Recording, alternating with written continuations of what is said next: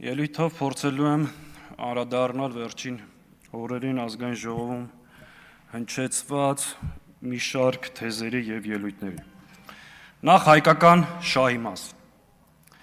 Անցնող օրերին, երբ որ իմ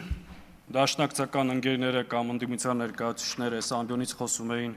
հայկական շահի մասին,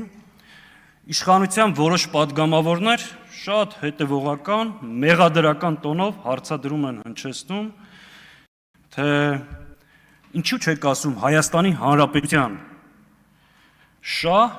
եւ օգտագործում եք հայկական շահ։ Առաջին տպավորությամբ ԿՊ-ն իր ձեռագրին բնորոշ տպավորությունը, որ փորձում է ստեղել եւս գտնել հակադրություն, հակասություն, պառակտում, բայց իրականության մեջ հարցը ունի շատ խորքային արմատներ։ Հարցը հետևյալն է. Հայաստանի Հանրապետությունը, եթե չպետք է առաջնորդվի հայկական շահով, ինչով պետք է առաջնորդվի։ Հայաստանի Հանրապետության եւ հայկական շահը դրանք փող լրացնող, միմյանց հետ կենսական նշանակությամբ փող կապակցված եւ նույնական շահերն են։ Եվ լավ իմացեք, երբ որ Հայաստանի Հանրապետությունից հանում եք հայկական շահը, դա այլևս հայկական պետություն չի։ Հետևաբար, այո, Հայաստանի Հանրապետությունը պետք է առաջնորդվի հայկական շահերով եւ համայն հայության շահերով։ Բայց խնդիրը հետևյալն է. որտեղից է գալի այս խոսույթը։ Այս ամեն ինչի խորքը որտեղ է։ Այս ամեն ինչի խորքը իրական Հայաստանը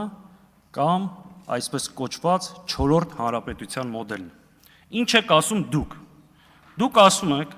որ մենք պետք է ունենանք նոր սահմանադրություն եւ այդ սահմանադրության տերը պետք է լինի Հայաստանի Հանրապետության քաղաքացին։ Մտներիդ մեջ ունենալով դա հիմնադիրնել հավանաբար դուք եք։ Բայց ամբողջ խնդրը նա է, որ 4-րդ հանրապետության հիմնադիրը դուք չեք։ 4-րդ հանրապետության ճարտարապետը Թուրքիան է, կոնստրուկտորը Ադրբեջանը։ Դուք նույնիսկ դիզայներական գործերը ձեզ հանձնարարված չի։ Դրանով զբաղվում են եվրոպական որոշ պետություններ։ Դուք այդ պրոյեկտի մեջ PR մասնագետներն եք եւ sales մենեջերները։ Փաթեթավորեք այդ գաղափարը եւ վաճառեք մեր ժողովրդին։ Եվ հենց ստեղից է գալի ձեր վերաբերմունքը հայկական հարցերին, սփյուռքին, հայ դատին, ազգային կազմակերպություններին եւ հայկական շահով առաջնորդող մարդկանց։ Սփյուռքի մասին ինչ եք դուք առաջարկում։ Դուք ասում եք, որ մենք տեր ենք բացառապես Հայաստանի Հանրապետության քաղաքացիություն ունեցող անձանց հետ։ Այս վերջին փոփոխություններով դուք նաև հրաժարվում եք Հայաստանի քաղաքացի, բայց ոչ Հայաստանում ապրող մարդկանցից։ Այդ ճանապարհով եք գնում։ Բայց ինչ ենք ասում մենք։ Մենք ասում ենք, որ Հայաստանը համայն հայ ժողովրդի հայրենիքն է եւ պետությունը։ Սփյուռքում ապրող ցանկացած հայ Հայաստանի նկատմամբ ունի եւ իրավունքներ եւ պարտականություններ։ Սփյուռքը Հայաստանի կենսունակության աղբյուրն է, իսկ Հայաստանը Սփյուռքին։ Եվ անկախ պետականության բացակայության պայմաններում, այո, Սփյուռքը հայկական շահերը կազմակերպել եւ առաջ է գնացել։ Սփյուռքը հայ ժողովրդի դժբախտության արդյունքում է ձևավորվել, բայց Սփյուռքը ռազմավարական ներուժ է Հայաստանի Հանրապետությունը զարգացնելու, բարգավաճելու եւ իր նպատակին հասցնելու համար։ Հետևաբար Սփյուռքի հետ խնդրեմ ունեն մեր հարևան երկրները։ Հայ դատի մասին։ Հետևողականորեն թիրախավորում եք, եւ դա նորմալ է, այլ բան չենք էլ սպասում։ Ինչ է արել հայ դատը այս տարիների ընթացքում։ Անկախ պետականության բացակայության պայմաններում առաջ է մղել հայկական շահը ամբողջ աշխարհում։ Մենք երբեք չենք ասում, որ Սփյուռքը դա դաշնակցությունն է, եւ ով Սփյուռքը հայ է դաշնակցական է, բայց ասում ենք ուզեք թե չուզեք, հայկական իրականության մեջ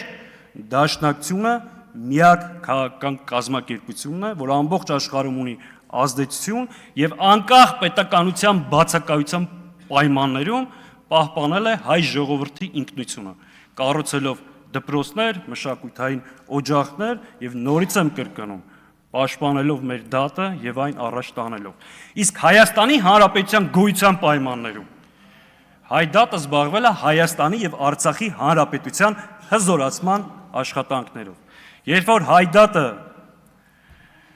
Ամերիկայի Սենատում կանխարգելում է 907 բանաձևը Ամերիկային ռազմական օգնության հասցնելու, երբ որ Կանադայում արգելում է բայրակթարներին մատակարարվող արտադրության դետալներ, դա շատ ծանր է տանում Թուրքիան եւ Ադրբեջանը։ Դուք ինչ եք ծանր տանում հայ դատի գործունեության արդյունքը։ Պարզա թե ինչ։ Այդ եմ ասում։ Երբ մենք խոսում ենք հայկական շահերի պաշտպանությունից, դուք ասում եք, սա կույր ատելություն է, հակաթուրքականություն է։ Մենք կույր ատելություն չունենք Թուրքիայի նկատմամբ։ Մենք կուրացած չենք ատելությունից, բայց դուք կուրացած եք Թուրքիայի նկատմամբ վախից։ Եվ ձեր Թուրքիայի Ադրբեջանի պահանջները հետևողական իրականացնելու համար փորձում եք մեզ պիտակավորել։ Երբ որ մենք ասում ենք Թուրքիա եւ Ադրբեջանի պահանջները պետք չի հետևողականորեն իրականացնել, դուք ասում եք ի՞նչ է, Թուրքիան ինչ ասում է պետք է հակառակը անենք, եթե ասում է ծխելը վտանգավոր է, ուրեմն պետք է ծխենք, չէ։ Մենք չենք ասում հակառակը արեք։ Մենք ասում ենք Թուրքիան ինչ որ ասում է, դա մի արեք։ Երբ որ ասում է մի հրաժարվեք անկախության հռչակագրից, ուրեմն մի հրաժարվեք։ Երբ որ ասում է Արցախը Ադրբեջանը եւ վերջ, դա պետք չի կրկնել։ Երբ որ ասում է մի ուրացեք ցեղասպանությունը, պետք չի գալ այդ ճանապարհով գնալ։ Երբ որ ասում են սփյուռքը սպառնալիք է, պետք չի այդ խոսույթը բերել ստեղ։ Հետևաբար հրաժարվեք հետևողականորեն կատարելու այդ պահանջները։ Արտաքին քաղաքականության մասին։ Երկար խոսվեց եվրոպական ինտեգրման եւ այլ։ Կարելի է երկար խոսել, բայց պատկերը հետեւյալն է։ Մի անգամ անդրադարձել եմ, ավելի պարզ ասեմ։ Ձեր վարած քաղաքականության արդյունքում Հայաստանը կանգնելու է նոր, ավելի ծանր մարտահրավերների առջև։ Ձեր վարած քաղաքականության արդյունքում Հայաստանը դուրս է մնալու հապկից, բայց երբեք ՆԱՏՕ-ի անդամ չի դառնալու։ Ձեր վարած քաղաքականության արդյունքում Հայաստանը դուրս է մնալու ԵԱՏՄ-ից, բայց Եվրոմիության անդամ չի դառնալու։ Դուք եք դա հաստատում, դուք եք ասում, որ մոտ ապագայում այդ հեռանկարը չկա։ Իսկ եթե այդ հեռանկարը չկա, այս իրավիճակում երկիրը տանել նոր, ավելի ծանր արկածախնդրության, սա բերելու է անվտանգային եւ տնտեսական նոր խնդիրներ եւ այս գլխից ասեմ, չգաք այս ամբիոնին կանգնեք, ասեք նախկիններն են մեղավոր։ Չգաք ասեք ռուսներն են մեղավոր, մեկը կելնի արցախահայերը, մեղավոր ենք, պատասխանատու չենք, պատասխանատու ենք, մեղավոր չենք։ Այս ամեն ինչի պատասխանատվությունը ձեր վրա է եւ գիտակցված երկիրը կանգնացնում եք նոր, ավելի ծանր մարտահրավերների առջև։ Եվ պարոն Եղոյանը ստեղ չի։ Ես ընդհանրապես ուզում եմ ասեմ, որ այս ընթացքում բացահայտել եմ, որ ինքը դալիճում գտնվող ամենաազնիվ եւ մոլորված հակադաշնակցականն է եւ խորտ կտամ, որ տիկին Մայրիա Կարապետյանի կամ եթե պարոն Ռուբինյանը ժամանակ ունենա իր մոտ որոշ շրջան դասընթացներ անցնի։ Շնորհակալ եմ։